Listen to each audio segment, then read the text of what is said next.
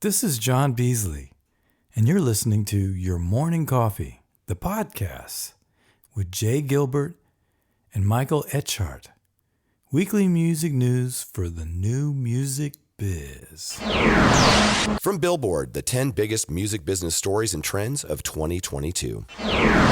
Also from Billboard, playlists don't hit like they used to. Ooh, another one from Billboard, the changing world of record labels, physical retail. And yes, yet another one from Billboard, 5 ways 2022 pushed music royalties forward. We're not really on the payroll of Billboard, although maybe we shall be after this. Who knows? Who knows? Well, it is kind of our holiday edition. We are so happy you are here. So what do you say we get rolling right about now? Stand by for transmission. This is London calling. Wake up! The revolution is at hand! Your morning coffee is on the air. On the air. On the air. On the air. On the air.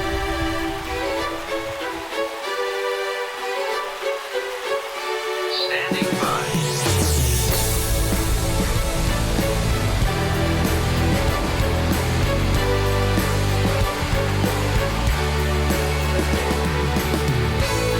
Your morning coffee, the weekly music news for the new music business. It's the highly curated, agitated, advocated, moderated, and liberated digital music information that you need to know. We are your digital music authority. And now from our studios in Hollywood, California, here's your hosts, Jay Gilbert and Mike Etchart.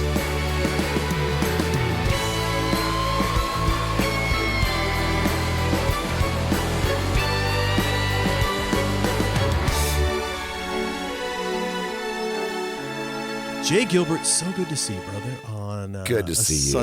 On a Sunday. We've both been traveling, and Yeah. you've got your Barry White voice on, baby. Yeah, a little bit under the weather. I've been doing a lot of travel lately, but this too shall pass. I feel fine. I just sound like Barry White. Barry White. By the way, how about that intro from the fantastic John Beasley? His latest album, which is a holiday album called Holidays.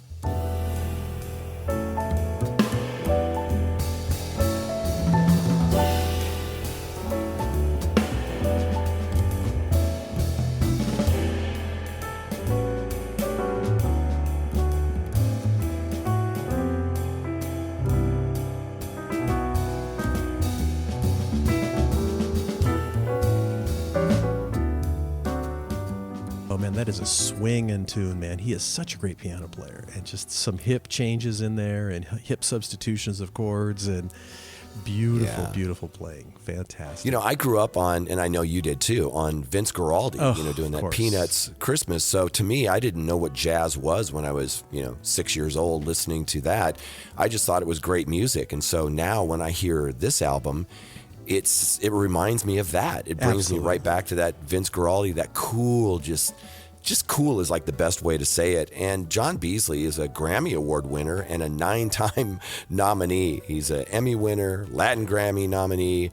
He's world class, and I consider him and his manager friends, and I really appreciate them helping us out with that intro. Well, it's interesting. I looked it up. Typically when we talk about jazz tunes, you hear the phrase standards. And those are typically songs that were kind of written in the golden age of songwriting, kind of maybe say the 20s through the, let's go 60s. Greensleeves, that song that we heard, first was registered in the late 1500s. So what? When you talk about a standard, that is going back. Yeah, 1500s, and was kind of associated with Christmas starting then and into the early 1600s, and it's been around forever and ever and ever.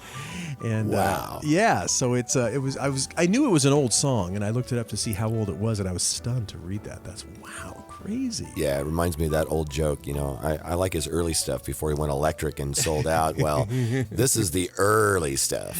The really early stuff, yeah. So it was nice to hear that playing, though. And actually, John, if I'm not mistaken, he played in Sergio Mendez's band for a bit as well, who I saw this last summer. And if you can hang in that group, and man, he's got played with legends. Yeah, he's got a great resume. So yeah, really, really exciting. And now, of course, you are the busiest guy in the world. So what is going on behind the set list? Because I know you've had a couple of interesting interviews as of late. Oh, yeah. Thanks for bringing that up. Last week, we interviewed an old friend and someone who I absolutely think is fantastic, and that is Kim Thayil from Soundgarden. Now, of course, Chris Cornell sadly passed away, and there isn't a touring Soundgarden right now. Unless you count Brandi Carlile, but that's a whole nother thing, and we can get into that another day. But it was so interesting talking with Kim about the set list and how it was constructed and some stories behind it. And it was a really good conversation. I've known Kim for decades and have a lot of respect for him and of course Soundgarden. And then this coming week, we're recording Chris Isaak. He has an album out called Everybody Knows It's Christmas, and he's doing these Christmas shows, and they're absolutely wonderful. I wish I could catch one this time around, but if you like Christmas music, and who doesn't, check out Chris Isaak, Everybody Knows It's Christmas, and we'll be recording a conversation with him about that this week. Well, and as you just told me, I've been mispronouncing Kim's name forever and ever and ever and ever. It's not Kim Thayil, it's Kim Thayil. Well, it looks like Thayil because Yes. it's Thayil, Thayil, but it's actually pronounced Thayil. Oh, my goodness. And that first album was on SST when I was there, and I was probably mispronouncing it since 1988. So there you have it. There you have it. And Jay, as we enter the holiday season, we of course be thankful for our blessings, and we've got some fantastic sponsors that help us put the show on all year long. And boy, we are so thankful. The Your Morning Coffee podcast is brought to you by our groovy friends over at Bandzoogle, built by musicians for musicians. Bandzoogle is an all-in-one platform that makes it easy to build a beautiful website and EPK for your music. All the features you need for a professional website are already built in. Hosting and a custom domain name, dozens of fully customizable design templates, tools to sell your music and merch commission-free crowdfunding and fan subscription features, mailing list tools to grow your fan list and send newsletters, social media integrations, and live support from their musician-friendly team 7 days a week. Your Morning Coffee podcast listeners can jump over to bandzoogle.com. Try it for free for 30 days. Just use the promo code MORNINGCOFFEE, all one word, to get 15% off the first year of any subscription. That's bandzoogle.com, promo code MORNINGCOFFEE. Yeah, and you mentioned live support from their musician-friendly team. That's not just a tagline. No. These guys over there, they're all in bands, most of them, I should say. And sometimes you can't get a hold of the guy that you want because he's out on the road and it's somebody else. But they're super friendly, super great customer support, and they understand if you're a musician, a manager, a label, distributor, no one's going to understand your website better than these guys. I promise you that. The Your Morning Coffee podcast is also brought to you by Hypebot. Since 2004, Hypebot has chronicled the new music business and the trends and technologies that are changing how music is discovered, consumed, marketed, and monetized. Edited daily by founder Bruce Houghton with help from Alana Bonilla. Hypebot and sister blog Music Think Tank are published by live music discovery and marketing platform Bands in Town. You betcha. Bands in Town, over 74 million live music fans trust Bands in Town to get personalized concert alerts, recommendations, and messages from their favorite artists. It is the #1 artist service platform connecting over 560,000 artists with their superfans. Managers, labels, agencies, and artists access their own dashboard to manage and promote their tour dates across all platforms. Yeah, and finally, let's thank Music Business Association. For more than 6 decades, the Music Biz Conference has been the point of origin for inspiration and collaboration in the music business. Join us in Nashville, May 15 through 18. We'll certainly see you there. One other thing I wanted to mention, Mike, is that my voice is also a little bit shot because I went to Minneapolis on Friday and came back late last night. So it was a very quick trip, but we ended up seeing what is now the biggest comeback in NFL history. And this is over, my friend that I went to, Jason Cleve, has a degree in statistical analysis, and he kind of speaks like that. And he immediately said, there's been 14,480 games in the NFL over 102 seasons. And this is the first time that a team has come back from being 33 points down. And this happened to be the Vikings' 1,000th game. Oh my goodness. And it was just, we were screaming our heads off that last second half. It was so much fun. Oh my goodness. What a game to catch. If you're going to catch a cold and go to Minneapolis, that was all worth it to see that game in the flesh. That must have been a blast. Yeah. Have you ever been to Minneapolis? I have. I love Minneapolis. Not so much in the winter time. It's so beautiful there. Yeah. The autumns there with the leaves changing are spectacular. And, as I told you, as we were, starting this morning, we were driving to his house from the airport, and we had to kind of stop and let the deer go ahead of us. And that was pretty cool. The other thing I wanted to mention really quick before we dive in is I got a chance to see one of the most phenomenal shows I've ever seen, honestly.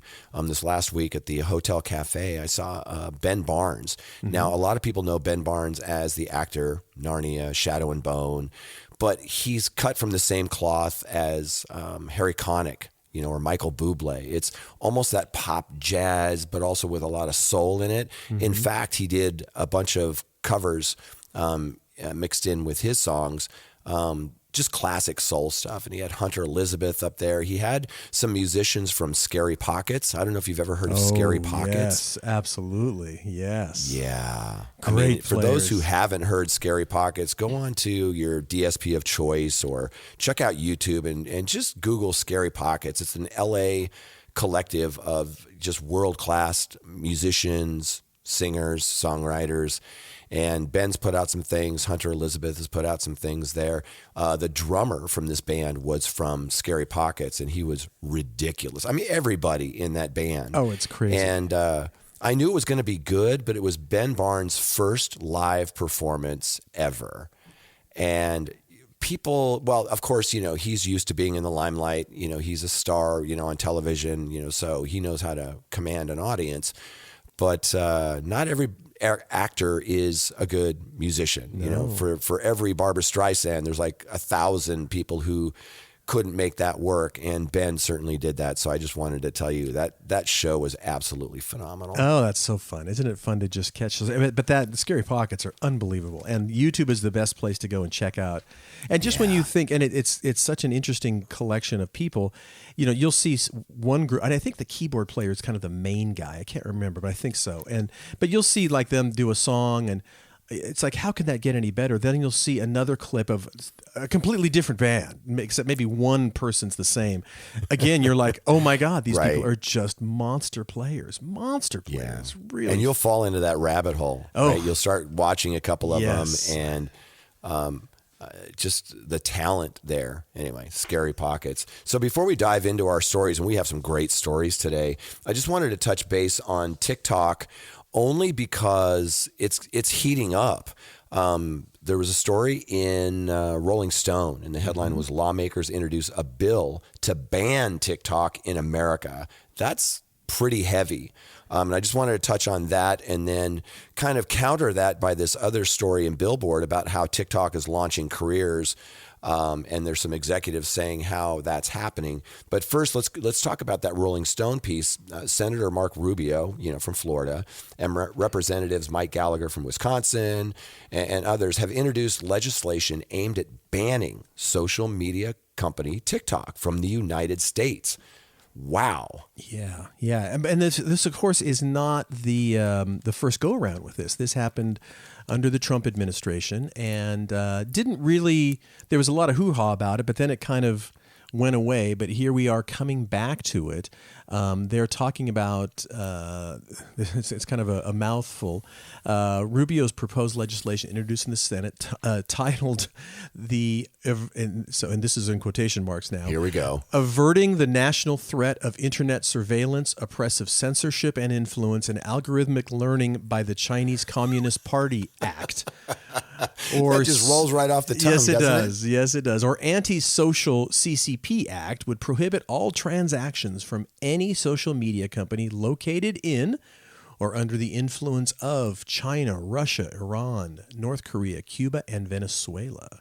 So, wow. Yeah, that's and it calls on the U.S. president to exercise powers under the International Emergency Economic Powers Act to block and prohibit all transactions in all property and interests in property in the U.S. or any social media company that is based in China or one of the other countries deemed hostile to American interests.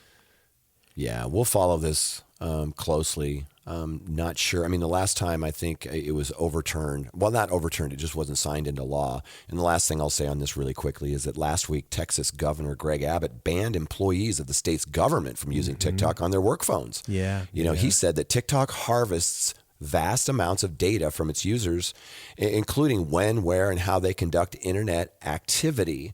And offers this trove of potentially sensitive information to the Chinese government. So we'll be watching this pretty carefully, but it seems like it's heating up again. Again, the headline was lawmakers introduce bill to ban TikTok in America. Right. One of the funniest lines to come out of that, or not funny, but sort of interesting, is that Representative Gallagher, he called TikTok, in quotation marks, digital fentanyl that's addicting Americans.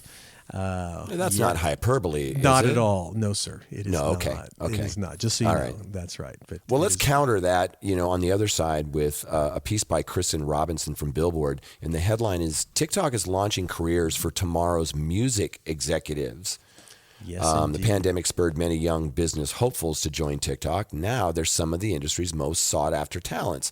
And this is interesting because we hear both sides of this story, how some of the A&R people are talking about how they avoid some of these quote unquote one-hit wonders. Some of these people have never toured. They haven't even finished one song or multiple songs. But there have been some success stories, and they definitely go into some of these. But for many of TikTok's most successful music curators, the pandemic acted as a catalyst for getting on the app and sharing recommendations of new songs. And now, about 2 years later, the videos they made in their childhood bedrooms are responsible for launching successful careers in the music industry. Plenty of headlines have espoused the merits of TikTok's, way to promote new artists and songs, but less has been said about the new class of music executives.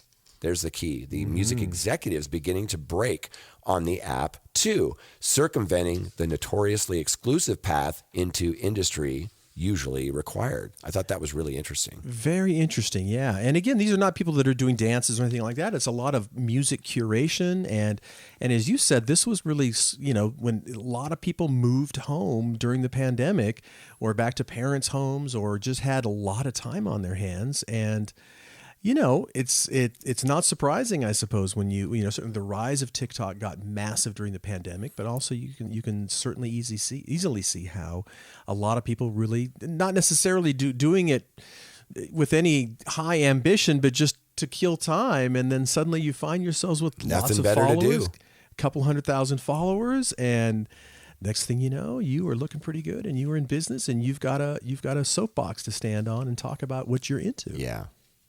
Yeah, they talk about somebody I actually know who I've spoken to, and that's Carla Turry. They say that millennial and older Gen Z let Carla Turry of Carla's Infinite Playlist build her following by sharing her thoughtful playlists. There's some really great playlists. She's put some of my artists on there, like the Accidentals.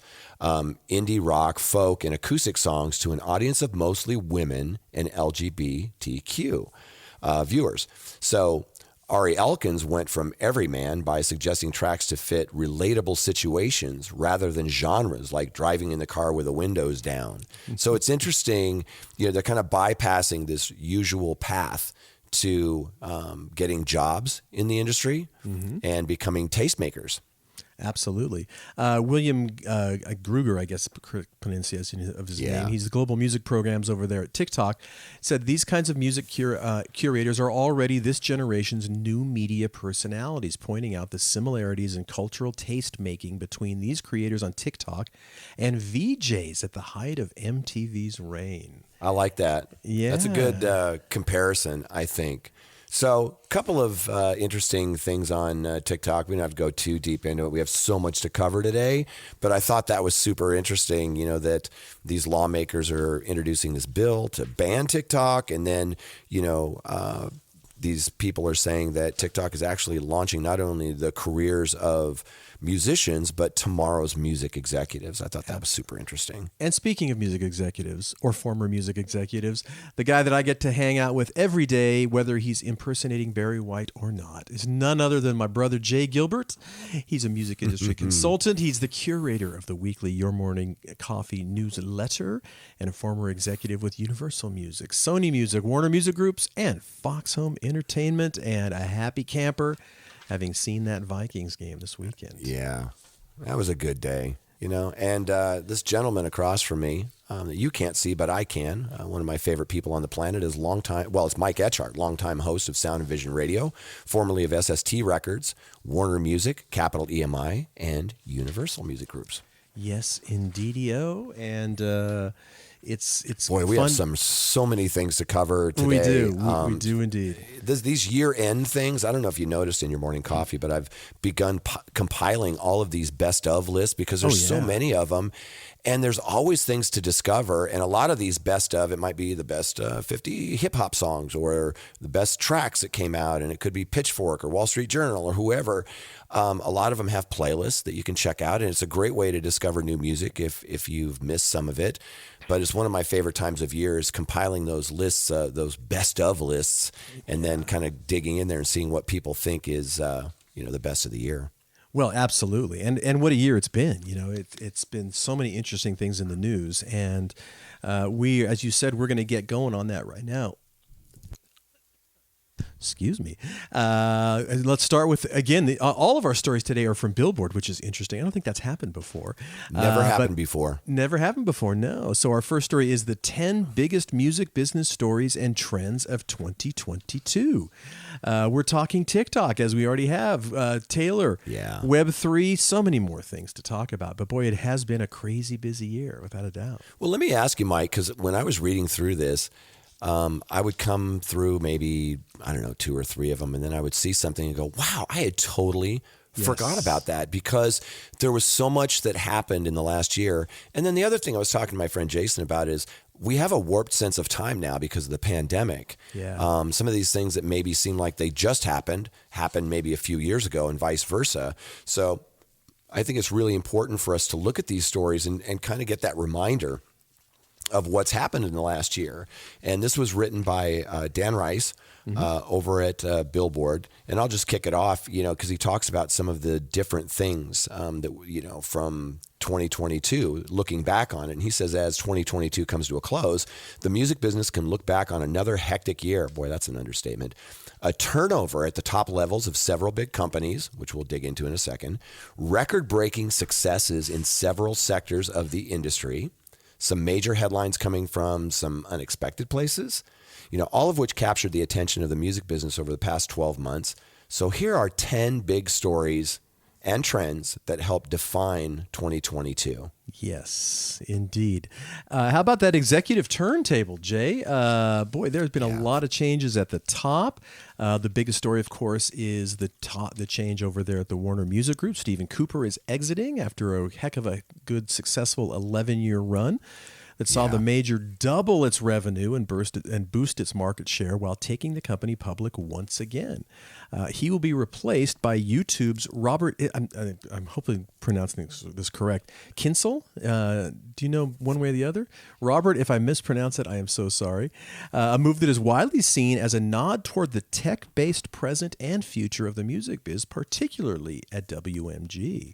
So that's kind of interesting. And there were some other ones, and we don't have to go into every single one, but, like Def Jam, there were changes. Capitol, there was change in. John Esposito, who we lovingly refer to as Espo, he's moving into a chairman role. And My buddy Ben Klein is teaming up with Chris Lacey to kind of replace him.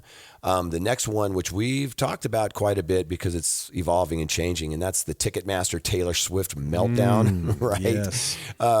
Cross Taylor Swift and her fans at your peril. The biggest artist in the world, whose latest album, Midnights, easily cleared the biggest streaming week globally in 2022, had set a pre-sale for her first tour in 5 years.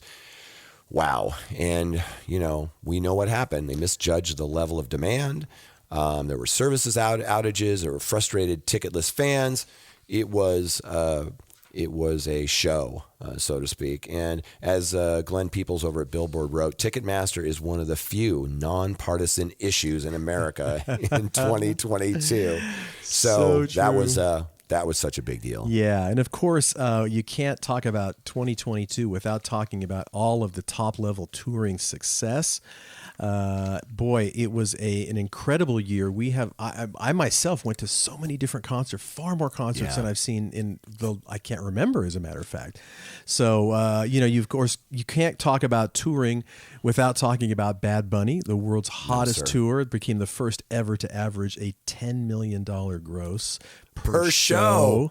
Oh my God. Come on.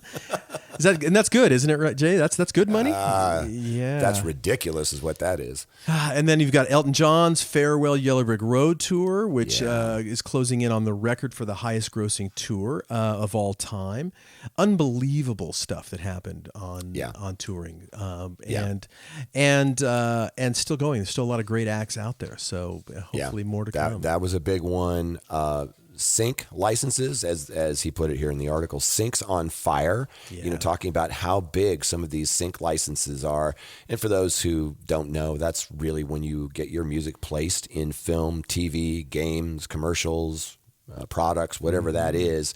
And syncs, there's no statutory rate for that. They're all negotiated. And so you can make some pretty decent money on that. And the obvious one is, Kate Bush running up that hill from Stranger Things, same with Metallica. But there was a lot of key syncs that really blew up streaming, whether that was, the Cramps, in that Netflix show, there's just been so many of those. It was a big year for Sync. It really was. And don't forget, that is, when you're talking Sync, it's both publishing and masters. So a little love for both sectors of the business happens. Also, of course, this year we've talked about it a lot. The ebbs and flows of the catalog market. The red hot catalog market has been the talk of the business for almost half a decade at this point. But over the past year, things started to change in some unexpected ways due to rising interest rates, the dwindling number of truly elite catalogs available, and the faltering of some of the sector's most prominent players. But still, you're talking Sting, Stephen Stills, lots of, for the Frank Zappa catalog, a lot of stuff that happened that were very big purchases, and that's not going to stop anytime soon. That's right. The next one, the rush towards services. I thought this was really interesting. Besides kind of catalog ownership, the opposite direction is towards services. So like independent distribution, has generally been a pretty viable business model, and that's gone on for decades. But a lot of them are rushing into quote unquote services. Companies like SoundCloud, TikTok, Tencent, Downtown, they've all embraced this shift and realigned business models.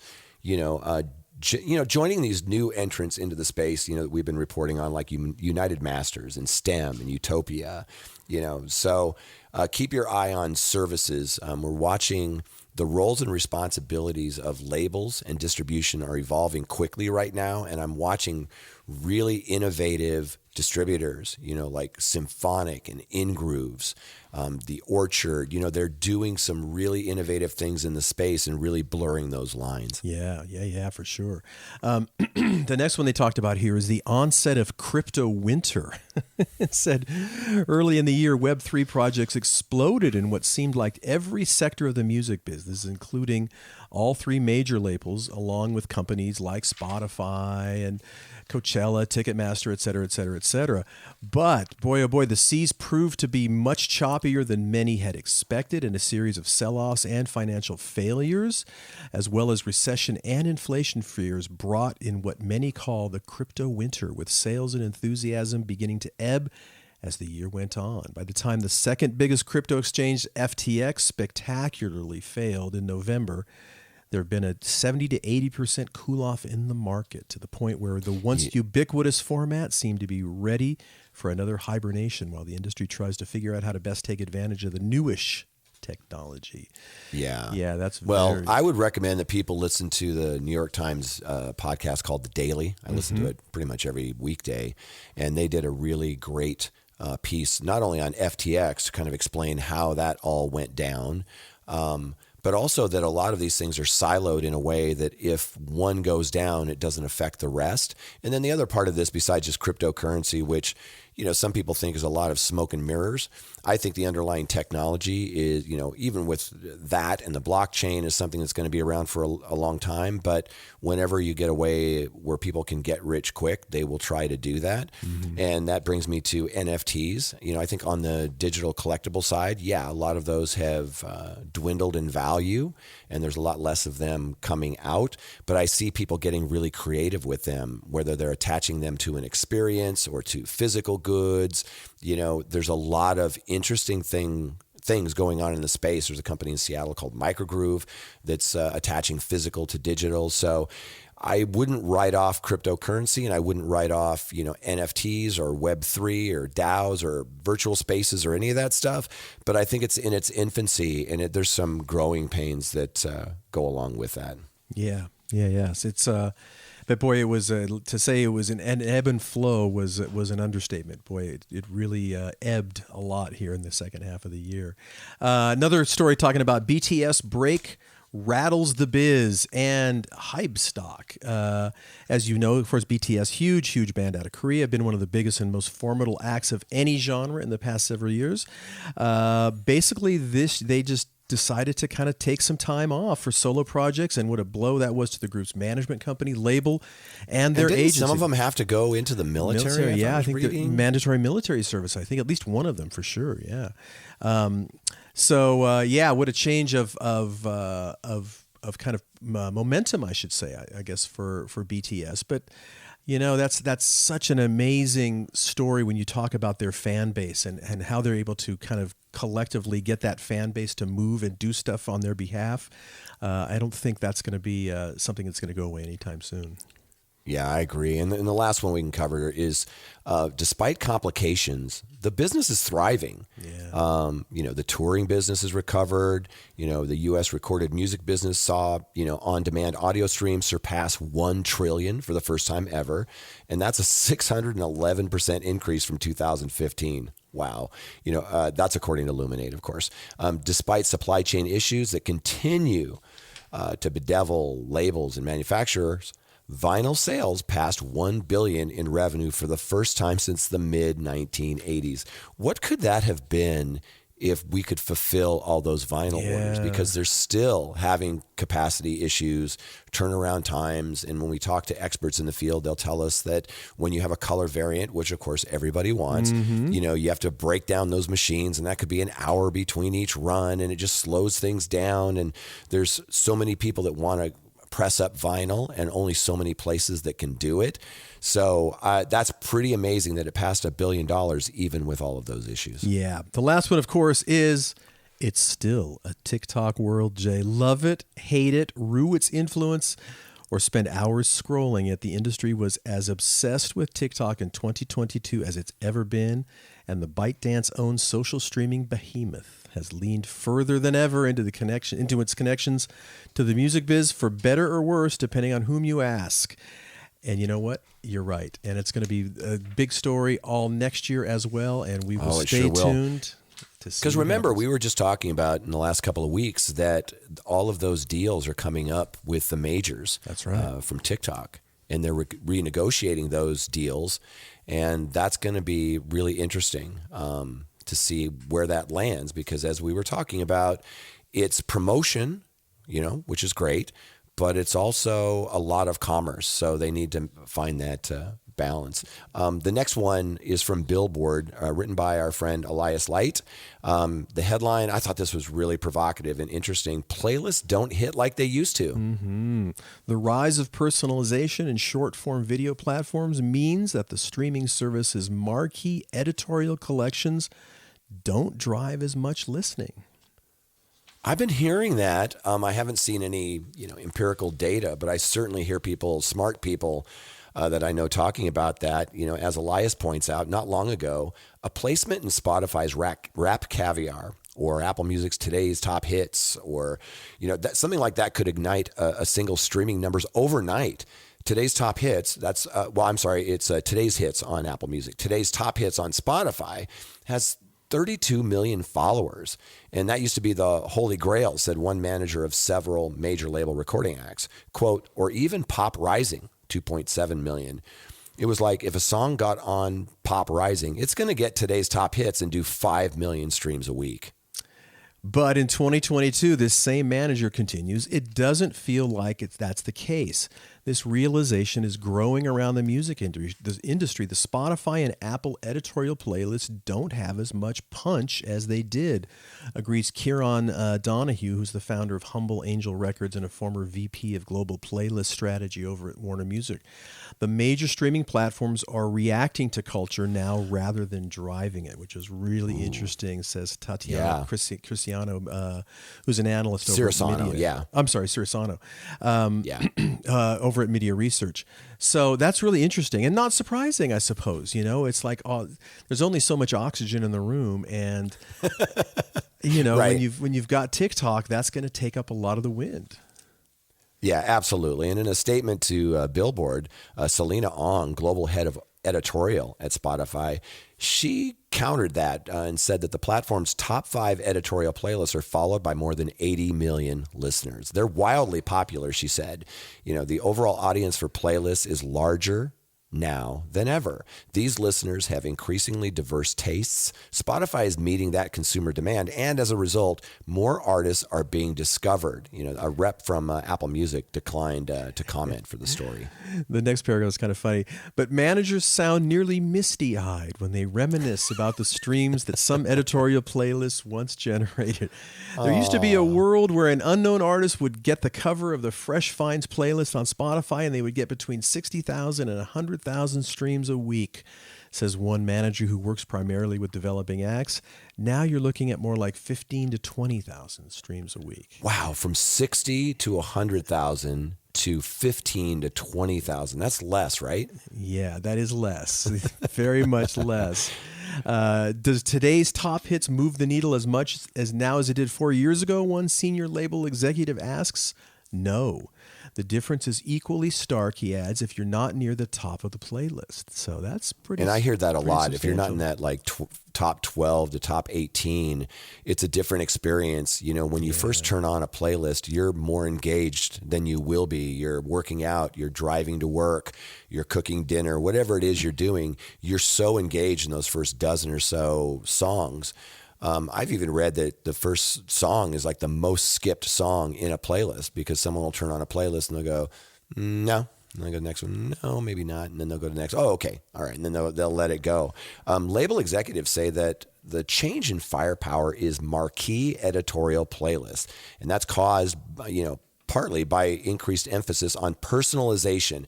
And if that's the one thing, I think that you should take out of this piece is that it's not that playlists are necessarily less important than they used to be. It's evolving in the behavior and the use and the way that they create these playlists. And you know that a lot of these playlists have switched to kind of personalization, meaning that the one playlist that I look at, even if it's the same playlist, your version that you look at is slightly different because it's based on your listening habits, right? And not necessarily mine or others. Interestingly enough, there are exceptions. Managers say some of Spotify's editorial playlists in Southeast Asia still have oomph. Also Eastern Europe, but executives maintain that many of the big-name editorial collections are not magnifying songs the way they once did. So, I suppose it's not surprising. Yeah. But I think a lot of it has to do with that personalization. Spotify's Ong noted that listener habits have become increasingly diverse. And I think that's really the key here. She said, so our playlist strategy has expanded to accommodate that. She said that a third of all new artist discoveries, on Spotify are from personalized editorial playlists. Yeah. Personalized. Well, it's still a deal, but it's not the deal that it was perhaps, but it may go back to the way. Who knows? Who knows, Jay Gilbert? We just we only report on the news. We're not going to predict the news, but we will continue to monitor it. And what we should do sometime is make our predictions for 2023, because I read those from people and they're rarely spot on, because who knows? I mean, Sure. A few years ago, we never would have dreamed that Peloton would be such a big deal, or Bad Bunny would just dominate the world, or the issues with TikTok or Taylor Swift or whatever it is. I think it'd be fun to kind of put together predictions. But every now and then, I see people that just nail it. And it's really interesting. So we'll report on that. The next one is, again, from Billboard, Dan Rice, The Changing World of Labels, Physical Retail. I'm sorry, Jay, we're talking about physical retail in 2022 heading into 2023? Right. And that's, of course, vinyl and CD. But, of course, vinyl is the pretty girl on the block that everybody's talking about. But let's not forget about CDs as well. And merch, the big, 100%. 100%. I mean, you deal with, on a daily basis, artists, and merch for a lot of people is a gigantic portion of their profitability. It's one of those things that we don't probably talk about enough, that how big. And I think that's really the bottom line in this article is pay attention to your merch. Dan points out that for decades, the physical business, in retail and in the music business was relatively straightforward. A band makes an album. They get it pressed to a physical format. That physical album gets sent to stores. Band goes on tour selling T-shirts and at the merch table, right? But the digital revolution in the early 2000s upended the sales status quo, first with digital downloads, then the streaming era, seemingly relegating the physical business of the record labels to the history books, but not so fast. Not so fast. But while that may have been the prevailing view in the mainstream, in the background, something else was happening. For the past 2 decades, we've talked about this a ton, vinyl sales have continued to grow year over year, raking in more than $1 billion in revenue in the U.S. in 2021, according to the RIAA. Mm-hmm. Even more, the once staid world of music merch has exploded in both popularity and creativity. Artists have embraced the worlds of streetwear and high fashion, turning themselves into curated brands with the retail strength to match, while each of the 3 major labels saw their merch-related businesses grow by millions year over year in their respective latest earnings. That's significant. It is. And it's not just the majors. We're seeing that on the indie side as well, of course, as touring opens back up and, people can hit that merch table. And I've spoken to a few bands that have told me that it's almost a 50-50 split for these kind of middle-class artists, where they're making half their revenue from the ticket sales and half from merch. In a continuing series looking at how the record labels are changing, their merch, physical retail operations are becoming key drivers in supplemental growth as the streaming era approaches its quote-unquote teenage years, with new innovations, supply chain frustrations continuing to alter the landscape. And we've reported on this before. Billboard's got these really great installments on A&R, radio promotion, marketing, streaming, distribution. But what we're going to just touch on really quickly here are 5 executives from different parts of the industry weighing in on how the sector is evolving, right? And its importance to the overall business of breaking an artist and building a career. Yeah. And excuse me, I'll let you start that, Jay, because I'm okay. The first one is the first one that they're talking about here. These are 5 executives in 5 different sectors. First one is the job itself. Theda Sandiford started working at Def Jam 20 years ago, and she was doing single sales. And while the job certainly changed during the intervening 2 decades, The philosophy is not, quote, it's still audience development and working songs. On the streaming side, it's still literally the same thing. It's just working it to different playlists and building an audience and audience engagement. Whereas before we would be marketing it by saying, go to the trans world, go to the mall and buy some music. And the strategy was to lower the price, she said, back then. Now the strategy is serious audience development. And if you spend any time with me, you'll hear me say that daily.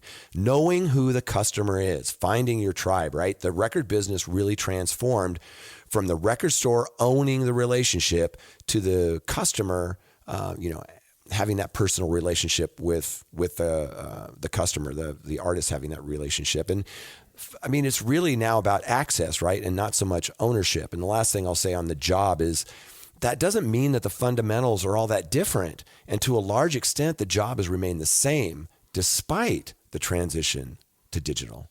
One of the great lines that she mentioned there, or in that section there, was it says, in fact, many aspects of the digital world actually help inform the physical retail space and have made things much easier and sometimes cheaper, whether from a marketing perspective or from a data collection perspective, helping companies better identify and target an artist's most diehard fans. Yeah. And, the last one on the job that I want to mention on here is from my friend Billy Fields, who I worked with over at Warner Music Group. Great guy, vinyl advocate early on. He said that if you count the way in which retail marketing has changed, now it's on platform on Instagram or TikTok or Facebook. We're trying to reach music fans and connect them to stores and to our music. So in a way, we've sort of grabbed the parts of the digital business that tend to support what we do in the physical world. I thought that was really smart. Yeah. And they talk about how it's changing.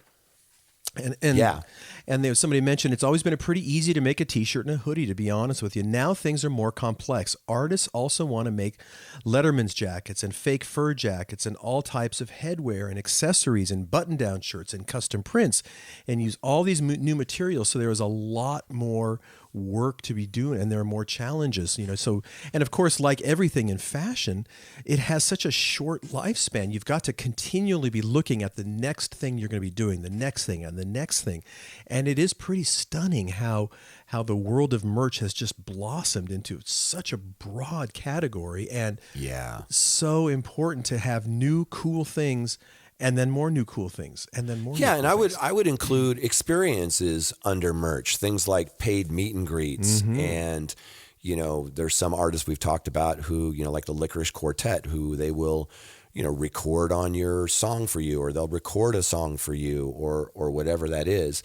My friend Billy Fields said that when Tower Records finally closed its doors, that was sort of the end of all that retail consolidation. And a lot of companies got smaller and teams shrank down. But with the onset of digital, or digital first, that business led to a lot of restructuring at the label level. And we've seen this firsthand, in terms of who was working on the physical side of things, people's whose job it was to go out and put up, let's say, posters in the marketplace. We don't have that staff anymore. Now I have to look at much more creative ways to do it. The street team, sometimes radio. So it's really required everybody at the label to take on some more of that quote unquote retail focus. Yeah, exactly. Talking again about vinyl, this article also mentions significant challenges in the current business. Obviously, no shock there. And the supply chain issues that have frustrated all kinds of industries. Nothing new in music, but that can just as often mean multiple windows to sell physical products, digital release day and physical release day. So if you are a smart marketeer, take advantage of the supply chain issues and use that as a couple of different pops in the marketplace to get people interested in what band you're marketing and developing. Yeah. That's a really great point. And just, my last comment on this piece is really what they say, what makes for a great retail campaign today. And Ron Lee said, artist development is one of the most important parts. Amen, brother. Mm-hmm. Nothing gives more relevance to a campaign than the artists themselves promoting and wearing the products. Also, products and designs that really speak to the artist's style, interests, and music play a part, as opposed to generic merch that's only meant to exploit the artist for revenue. The campaigns that showcase the marriage of the artist's vision to the current trends in retail have been our most successful. Yeah.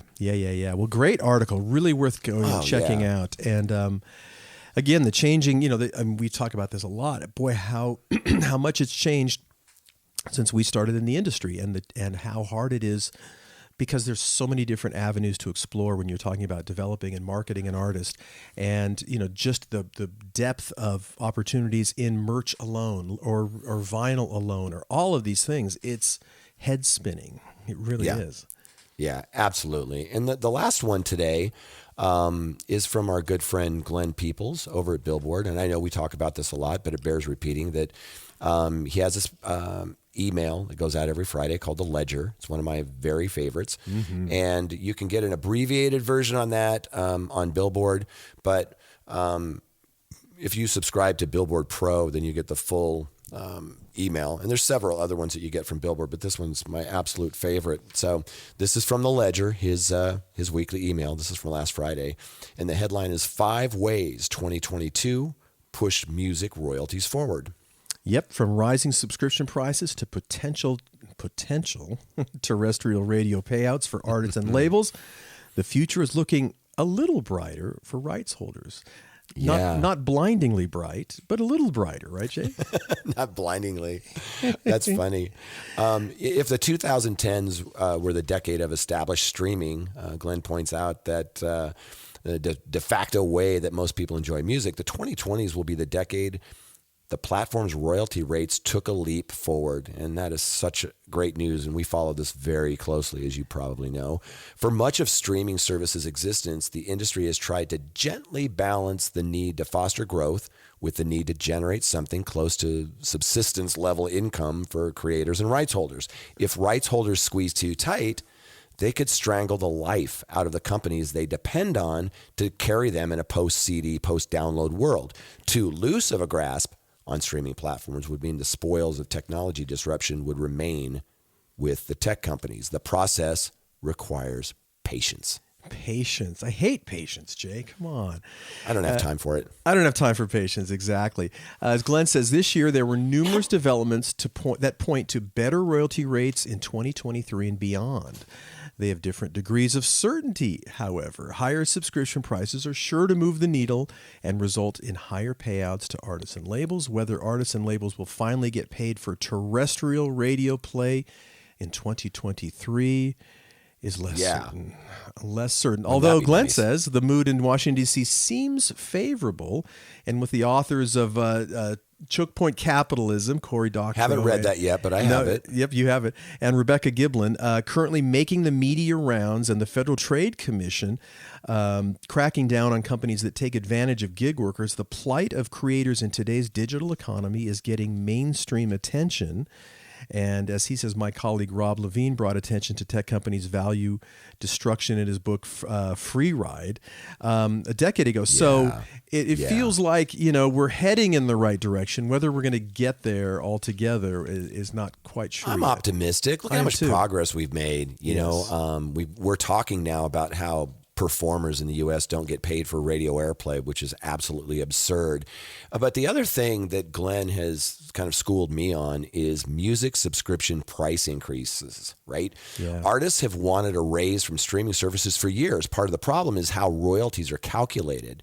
He points out, and we talk about this all the time, the pro rata versus fan-powered royalties. A pool of money is basically split according to the number of times the tracks are played. That puts album-oriented artists at a mathematical disadvantage to mainstream artists in popular genres like pop and hip-hop. Another common complaint is that streaming services have barely raised their subscription prices for more than a decade. And think of that, more than a decade, they might have had 10 million, 15 million tracks. Now they have 70 million tracks, and the cost is exactly the same and not even adjusted for inflation. So finally, this year, Amazon, Deezer, YouTube Premium, which includes YouTube Music, and Apple Music all announced broad price increases to individual and family plans. Spotify has hinted it will follow with price hikes of its own in 2023. And that financial impact could be massive. A modest increase of just $1 a month for individual plans and $2 per month for family plans in mature markets,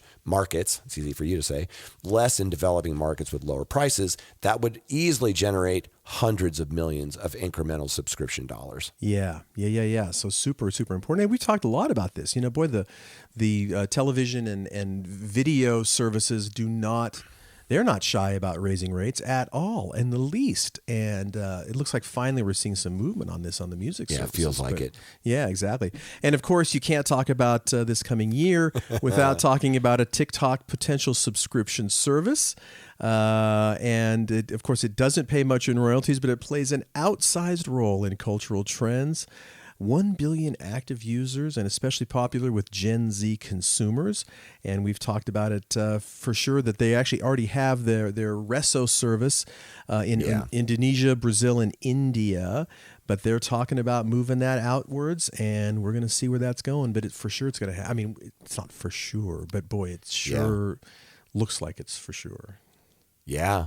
And then kind of the last thing on here, just to, because we could talk about Glenn's analysis all the time. I just highly advise everybody, encourage you to subscribe to Billboard Pro. It's so good. And then you get his newsletter every Friday in your mailbox. And the last thing, inflation adjustments to non-interactive streaming rates. Non-interactive, we talk about that with SiriusXM or some Pandora and things like that. Each year, rates paid by non-interactive streaming in the U.S. adjusted to account for inflation over the previous year. In 2023, artists and labels will get a raise due to inflation rates that reached a 40-year high in 2022, right? The rates increased 7.1% for subscription plays, 9.1% for ad-supported plays. And I think that's really important because in past years, non-interactive streaming services like Pandora were a more significant part of an artist and label's revenue. Not so much anymore. That gave extra weight to the decisions of the Copyright Royalty Board and changes in the per play streaming rates. Now, on-demand services like Spotify and YouTube dominate that whole landscape, right? So, when you're talking about SiriusXM, Pandora, whether it's ad-supported, some of these things, they fell 5% year over year in the third quarter of 2022. And paid out, it's not nothing, but $921 million in royalties for the first 9 months of the year. Above all, a raise is a raise. Yes. But, this ends on terrestrial royalty rates, radio rates, and legislation. We can only hope and pray that this will go through. Legislation that would pay artists and labels for airplay on U.S. terrestrial radio was passed by the House Judiciary Committee on Wednesday, the 7th of December. With only a month left in the current Congress, Representative Jim Jordan, who's the ranking member of the House Judiciary Committee, said he's confident the bill could make it through could make it through the next Congress. That would be that could be in 2023 or 2024. While this isn't the first legislation to address the lack of a performance right, the AMFA arrives at a time when lawmakers in D.C. and elsewhere have taken an interest in creators' ability to make a living in the streaming age, which is wonderful to hear and read. So, passage of an AMFA-like law or a settlement with radio broadcasters would be a huge coup for artists and labels who get only promotion from radio airplay, while radio stations are obligated to pay songwriters and publishers only. And we've talked about we are an anomaly amongst the major countries in the world that don't pay for the performance. Yeah, it's just and that's North Korea, Russia, China. We're not in very good company when it comes to that. But it also feels a little bit like TikTok. In that the argument is it's such a promotional tool. And that was the original argument for terrestrial radio for performers is like, look, we're paying the publishing on this thing, but for performers, this is such a promotional tool for you. Yeah, but you're also making a lot of revenue there. And we covered a story a while back where they're not asking a station to pay a majority of their revenue. In some of these indie stations, it was like $500 annually. It's not going to put them out of business. No, absolutely not. And it's high time to make those changes. So I have my fingers and toes crossed that that's going to happen sooner rather than later. And on that note, Jay, we're going to wrap up the holiday edition of the Your Morning Coffee podcast. We do want to thank our sponsors, the Music Business Association, Bandzoogle, Hypebot, and Bands in Town. And we certainly appreciate everyone listening in. Jay and I do not take that for granted. If you enjoy the show, please tell one friend. Jay and I would certainly appreciate it. And as I will continue to make the offer, if you do that, Jay will come over to your house and wash your car with the Armor All. For sure, the Armor All as well. Yeah, got to get the Armor All in the tires. Yes, absolutely. So, so Jay, on that note, what do you say? We wish everyone happy holidays. And happy holidays, everyone. Yeah, that's right. Thanks for listening. And Jay and I will be back next week on the Your Morning Coffee podcast.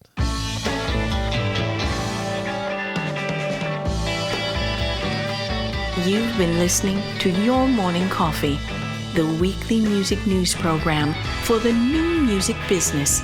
Join Jay Gilbert and Mike Etchart next time for the digital music news you need to know.